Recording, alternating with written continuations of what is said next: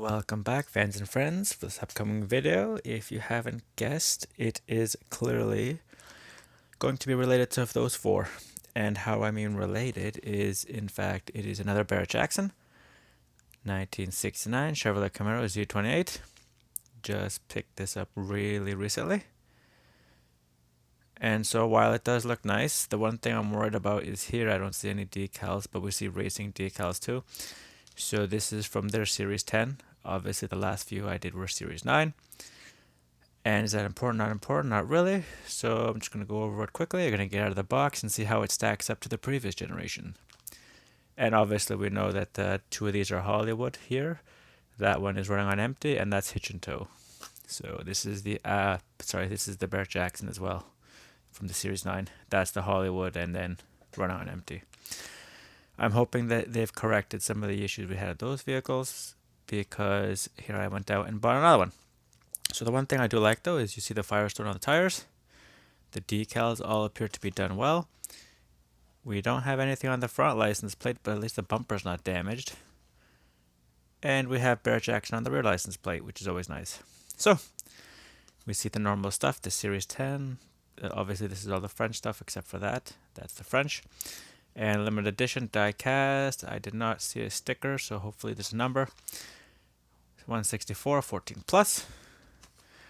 Go to the back. I will leave this on for just a little bit. Hopefully it is exactly the same vehicle. I saw the custom Chevrolet delivery vehicle, and on the back it had the information for the Volkswagen. So everything here was this right, but just this was all wrong.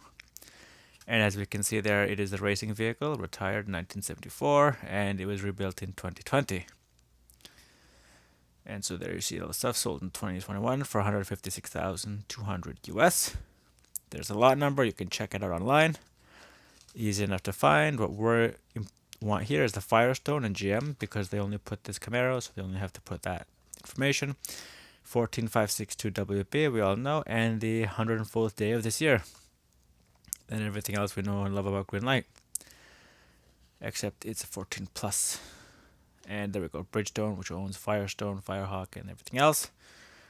And there we have it. So just gonna quickly get it out of its package, and hopefully I have no problems popping the hood. I have my trusty hood popper with me. I will go over that in a few seconds. So as we can see, it's extremely closely related to the other Barrett-Jackson vehicle. They are both Z28s. They are both with the stripe, except one happens to be blue and one happens to be green. So we'll just go over everything quickly. Windshield nice and clear and easy to see through. No major scratches or mispaints. Look how clear the back window is. Spoiler appears to be nice and even, except a little bit of a rise there. That's not serious. The normal gap, so hopefully that means the hood opens and doesn't stick.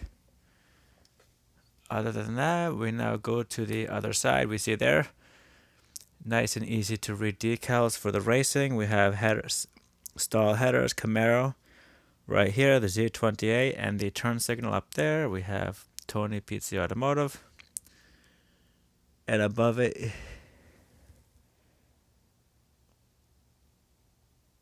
Philadelphia, Pennsylvania is where the automotive company is located. It's a little bit hard to read because of the cursive writing, but it is clearly legible, I assure you. And then you have their Chevrolet Co., Wade, STP, Hurst for the shifters.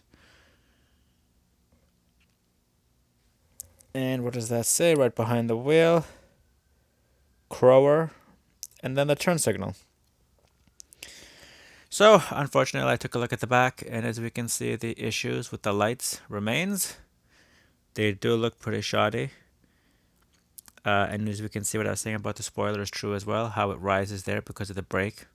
You can see my finger behind it underneath, so that's too bad. Had a chance to fix some things. The Z28 is not hard to read. The Barrett-Jackson is nice and clear on the license plate. The bumper still has the, I talked about the unfinished sides on the other end. So that hasn't been corrected. We have a little bit of a gap on either side. I don't know if that's normal, but we'll compare it to its nearest twin here. And that's what it should look like. Even the spoiler on this one was done properly, except a little bit of a gap on that side. But at least it's not broken. So this below one, the hood doesn't want to stay open. So I don't know if that's going to carry on. But anyway, so far the back of the car has been uneven. Sort of a letdown. You can see it's kind of mispainted there, while it's done almost properly there. So go to the other side. Exactly what's written on the left side is what's written on the right side. We have there, this is unpainted, so that's great. Same, and you can see it's kind of faded there. Nope, just the angle of the car. Just the angle of the car. Stop complaining about that. Door handles, keyholes, nice and easy to see. Firestone, the wheels don't spin, so that was an issue with all those Camaros. And in fact, these wheels here, I can feel it grinding. So as we can see there, the issue with the wheel, it's not level, so that will have to be replaced or repaired. We have a front spoiler, which is nice. Sorry, front splitter, which is nice, as was found on this Camaro. So these two are probably near exact twins, just for the different repaint. And there we have the Z28 as well. Nice and easy to see. That's good. Z28 as well on the other side, and that's also great. I'm just going to give it its roll test before we switch sides. And as we can see, it pulls to one side, but it does sort of move, not very well. So I guess I'm going to have to take apart the wheels and fix it. And now, moving on to the underside, it is clearly there. You see GL 104 on the top, 3705 as my limited edition number, 2018 molding, and the 10422. So the exact same as what's on the package, which is nice. And it actually says Chevrolet Camaro Z28 in 1969 in front of that. And I do believe, like, I'm pretty sure they don't change the molds between vehicles. We can see everything nearly identical, including where they've stamped the information of the vehicle. Just for some unknown reason, what they've done is changed where it is, the information. So we can see 1969 Chevrolet Camaro Z28, sorry, and the exact same thing, but here instead of down here. Everything else appears to be the same. So this one will just have to undergo some wheel repairs. And what I think the issue is they're not level with each other, which means they grate on the wheel well. So that's going to have to be changed if I want this car to roll normally. But there's no wobble, so that's good. I'm hoping that when I change it, the wheels don't start wobbling. All right, so pop the engine hood, nice and easy, no complaints there. I do believe this is even a different engine from the other Z28 I have, the blue with the white stripes. How we know that is picking them up and comparing them. So that's good. They've decided not to clone them. Almost exactly. They are similar, but not the same. You can see the blue Z28's engine is much wider, but the pan looks identical. So you're going to get at least a different engine. If you guys collect Camaros, why not?